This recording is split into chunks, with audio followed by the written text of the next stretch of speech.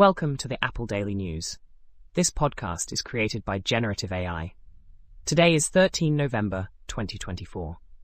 We'll be diving into the latest developments in the world of Apple technology, from innovative smart home devices to regulatory challenges in the European Union. Links to all stories can be found in the episode notes. Apple is gearing up to make a splash in the smart home market with its upcoming wall-mounted display, internally known as J490. Expected to be unveiled by March 2025, this device aims to serve as a central hub for home automation. It will integrate Apple's new AI platform, Apple Intelligence, allowing users to control appliances, make video calls, and navigate apps using voice commands. Designed to resemble a square iPad, the Home Hub will seamlessly integrate with Apple's existing ecosystem, including cameras and doorbells. This move signifies Apple's strategic push into the rapidly growing smart home sector, competing with giants like Amazon and Google. Despite the iPhone's monumental success, generating over $200 billion in revenue last year, Apple is facing challenges in diversifying its revenue streams. The company's services segment, which brought in nearly $100 billion, is growing, but still heavily reliant on the iPhone. Apple's recent 10K filing warns investors that future products may not match the iPhone's profitability. This acknowledgement highlights the difficulty Apple faces in finding a new flagship product to rival the iPhone's success.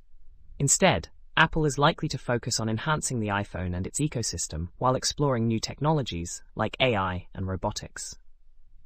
The European Union has formally notified Apple of potential violations of anti-geo-blocking regulations concerning its media services. This follows an investigation by consumer authorities from Belgium, Germany, and Ireland.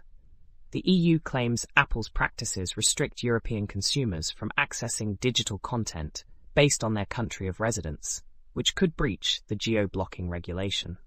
Apple has 1 month to respond and propose commitments to align its practices with EU regulations or face enforcement actions. Patreon has announced that starting November 4, 2024, memberships purchased through its iOS app will incur Apple's 30% commission on in-app purchases.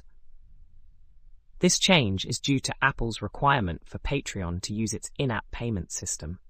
Creators will need to adopt Patreon's subscription billing method to continue earning through the iOS app.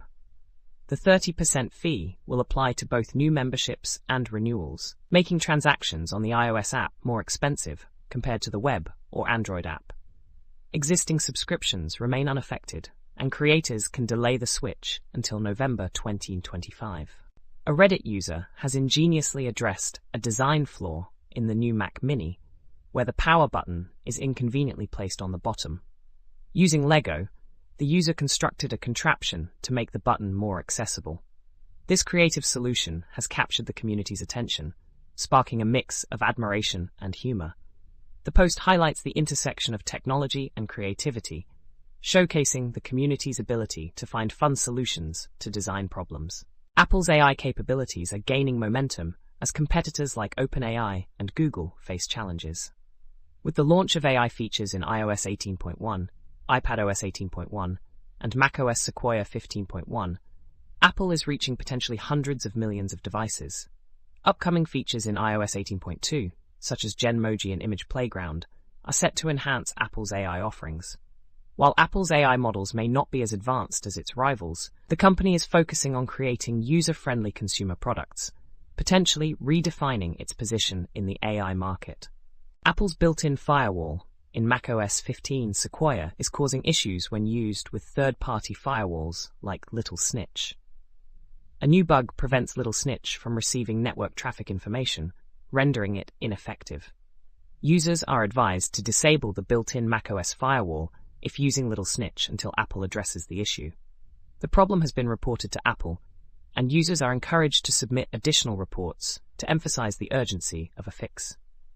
Apple Arcade is set to expand its gaming offerings this holiday season with 15 new titles, including Skate City, New York, Talking Tom Blast Park, and Final Fantasy IV 3D Remake Plus. These games will be available on various Apple devices, providing a diverse gaming experience free of ads and in-app purchases. With these additions, Apple Arcade aims to offer engaging gaming experiences for families and friends during the festive season. In a creative endeavor, a blogger shared their experience of running the animation Bad Apple through an RSS feed. Initially dismissing the idea, they eventually created a feed that updates with a new frame each time it's requested. Despite challenges with synchronization and video editing, the blogger successfully shared the final product on YouTube, highlighting the intersection of technology and creativity. That's all for today's episode of the Apple Daily News. We hope you found these updates on Apple's latest ventures and challenges insightful. Don't forget to check the episode notes for links to all the stories we've covered. Join us again tomorrow for more Apple news and analysis.